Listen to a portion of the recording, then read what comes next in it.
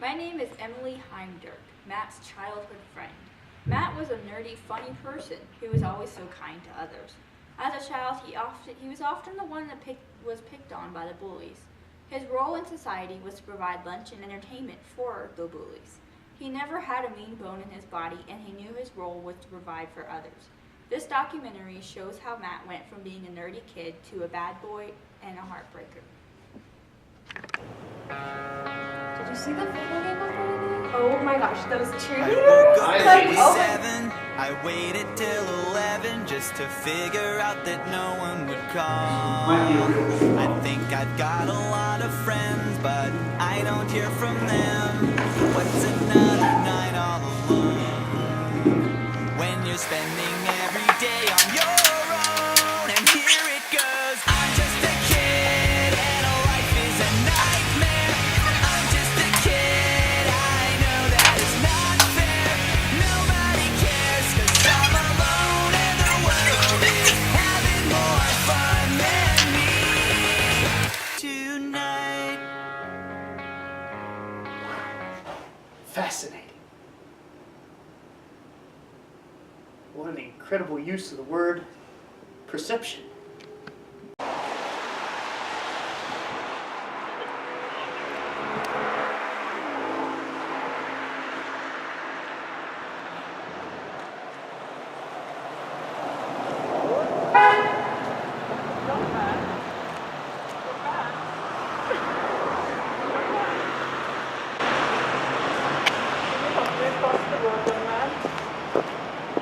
Young man! You are a bad boy!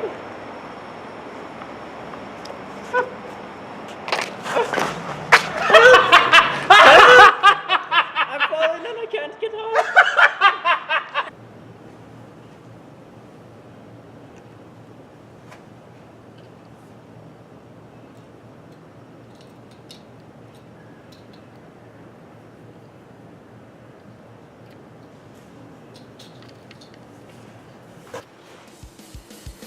Hey, what's up? Shorty. So, here we are at the party. We're not looking too excited, you know? Anyway, give me just a minute. I got places to be.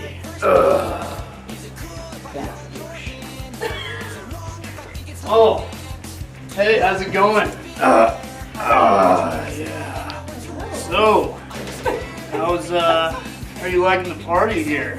great. Nice. Even better now that you're here. Oh, I could have told you that.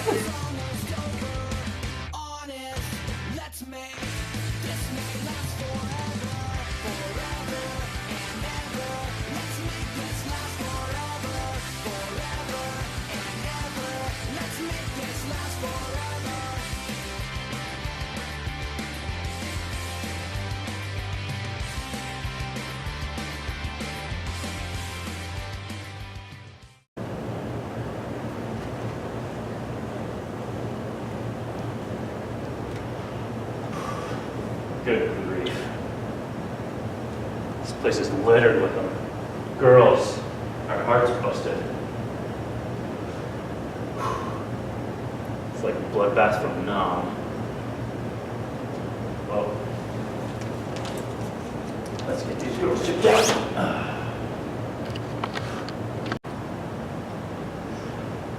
Let's go, Matt. I wasn't always like this. Used to be a good kid. I had glasses even, read books. Ever since that old lady, I've just been different. All right. Let the judge hear it. You're just supposed to deny the claim.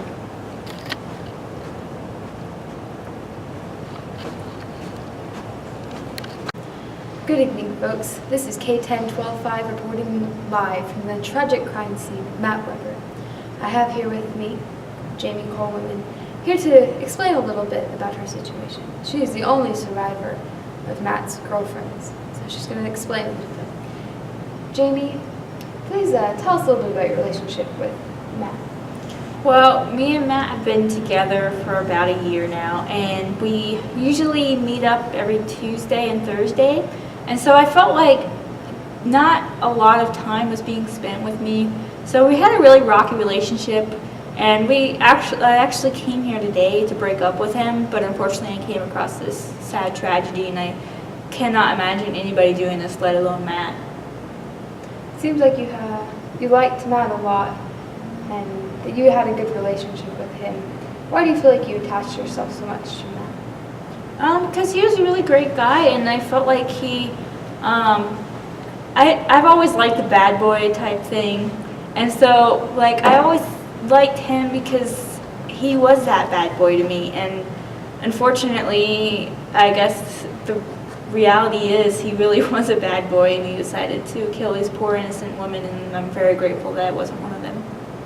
We're grateful as well. And why exactly did you feel the need to break up with him? Because we didn't have as much time together as I really wanted. I felt like he wasn't really there for me, and I started to weigh like the pros and cons of keeping our relationship alive, and really the cons just took over. The only pro was that he was a good boyfriend, but in reality what it came down to was his time, and I felt like he wouldn't spend as much time with me as I would have liked. So. Thank you so much for your insight, Jamie. There you have it, folks.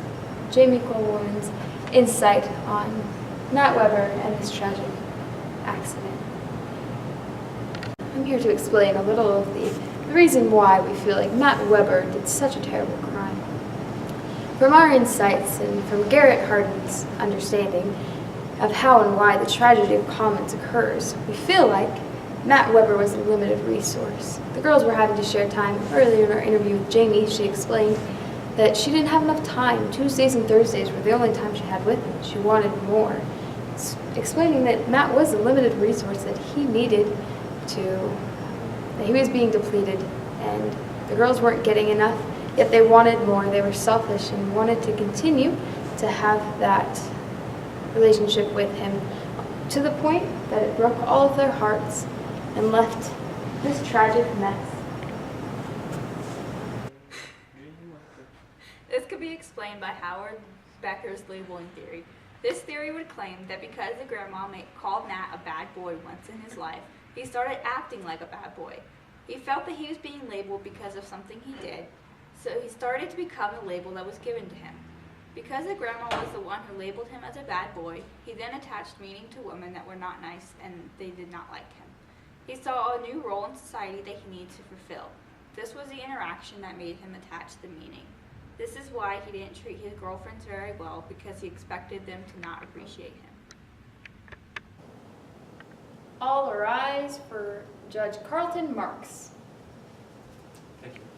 Thank you. Be seated. All right, we are here for case number 0003,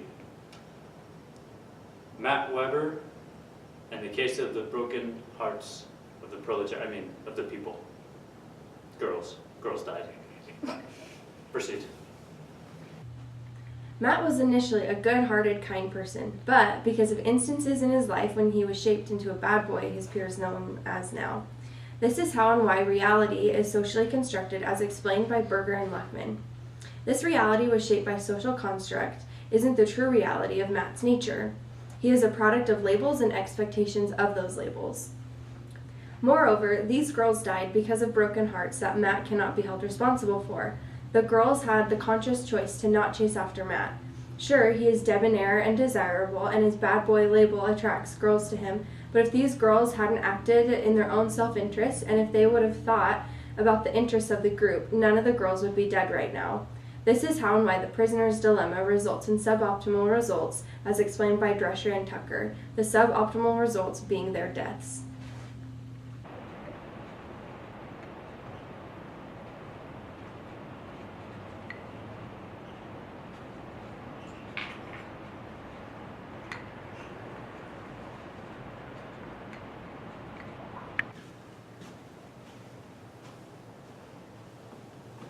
Matt Weber, in the case of you killing the 9 proletariat girls, I find you guilty.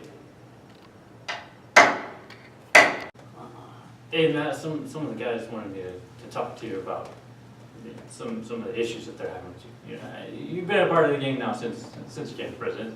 About 3 months now. Hey, you're my homie, man. Like, Yeah. yeah, I'd love having you.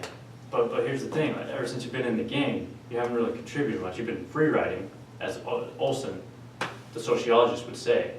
You've been free riding off of our protection and not contributing back. Okay. You know what, Holmes? I need this game. I'll do whatever I have to, because this game, being a part of it, is who I am now. Like this gang, the past 3 months have been life-changing for me. I will sell all the drogas that you need, okay? I will do what I have to.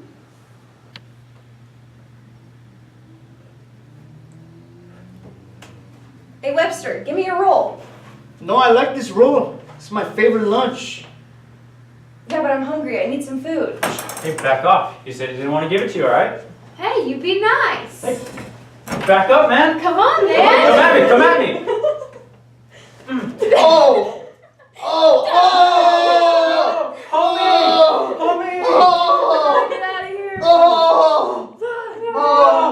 How dare you!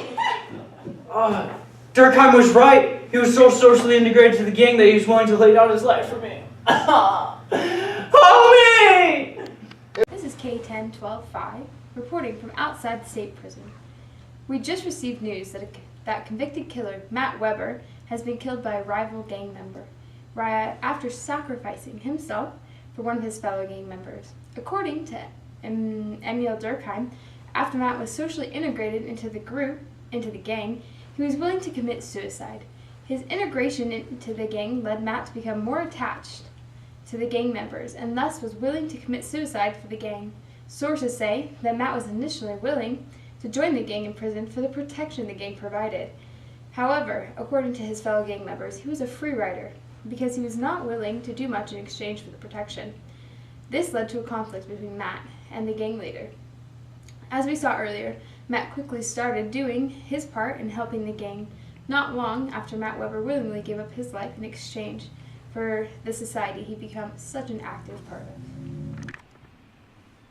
According to sociologist Herbert Bloomer, Matt acted the way he did towards his girlfriends because he attached the meaning that women would not appreciate him. In the beginning, he found meaning out of his nerdy role by providing lunch for others. When the grandmother labeled him, he had to find new meaning with those around him. He assumed that since the grandma thought he was a bad boy, that all women would think that. He handled women at a distance, interacting with them, but never in a kind way. He thought it was kind to them again that they would treat him as the grandmother did. But if you ask me, that's just a bunch of hooey. The truth of Matt's story is that he had to fulfill his role in society. Someone had to be the bad boy, and why not be Matt?